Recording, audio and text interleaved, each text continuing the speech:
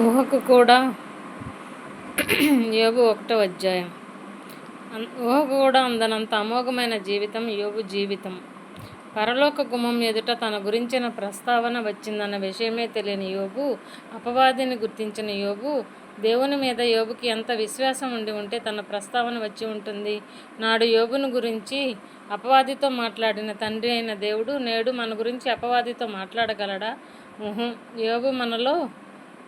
యోబు మనసులో దేవుని పట్ల ఉన్న అపారమైన నమ్మకం, విశ్వాసం, ఇష్టం, గౌరవం, భయం, భక్తి. ధనవంతుడైన యోబు, ఇల్లు వాకిలి ఉన్న యోబు, పిల్లలు ఉన్న యోబు, విశ్వాసంలో దేవుని చేత పరీక్షింపబడిన యోబు విశ్వాస జీవితాన్ని దెబ్బతీసి దేవుని మీద యోబుకు ఉన్న ప్రేమను పగలా మార్చాలని ప్రయత్నించిన అపవాది యోబు విషయంలో ఓడిపోయి పారిపోయాడు. అన్నీ ఉన్నప్పటికంటే పోగొట్టుకున్న సమయంలోనే దేవుని మీద రెట్టింపైన యోబు విశ్వాసం నోటి మాట ద్వారా కానీ మనసులో ఆలోచన ద్వారా కానీ ఎటువంటి పొరపాటు చేయని యోబు, సాతాను తల నేల తాకడానికి ప్రపంచంలో యోబు వంటి వారు ఒక్కరున్నా చాలు.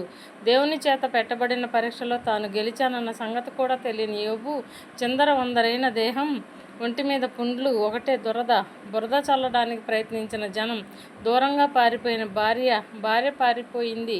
యోబును ఆదరించడానికి తన కడుపున పుట్టిన బిడ్డలు లేరు, అందరూ చనిపోయారు. రుచించని స్నేహితుల మాటలు. గుర్తుంచుకోవలసిన ఒకే ఒక్క విషయం, యోబుకు ఆద్యంతం అండగా ఉన్న దేవుడు. అన్నిటినీ అందరినీ పోగొట్టుకున్న యోబు అన్న ఒకే ఒక్క మాట, యెహోవా ఇచ్చెను, యెహోవా తీసుకొని పోయెను. ఎంత గొప్ప మాట! ఆ మాట అందరం అనలేము. సాతానును అసంతృప్తి మిగిల్చిన దేవుడి మీద యోబుకు ఉన్న అపారమైన విశ్వాసం. అందరూ యోబు వంటి వారైతే ఆత్మలతో పరలోకం నిండి కలకలలాడిపోదు. ఒకే దినాన అంత బాధను భరించిన యోబు హృదయం చాలా గట్టిది.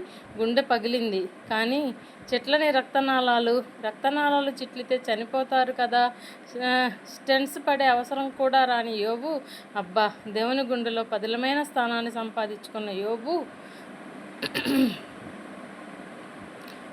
నోరు జారలేదు, కాలు జారలేదు. యోబు జీవితంలో అలా జరగలేదు. యోబు జీవితం కడిగిన ముత్యం. యోబు కడుపున పుట్టిన పిల్లలు ఆనిముత్యాలు. యోబు వంటి తండ్రి కడుపున పుట్టడం వారి అదృష్టం అనేకంటే దేవుని దీవెన ఇంకా బాగుంటుంది. పక్కటెముక పారిపోయినా ఆ పక్కటెముక మీద ప్రేమను పదిలంగా దాచుకున్న యోబు, మరొక ప్రక్కటెముక ప్రస్తావన తీసుకొని రాని యోబు, దేవుడే యోబు ధైర్యం.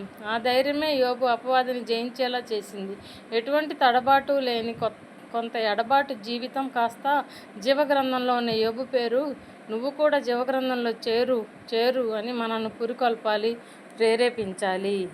ఆమెన్.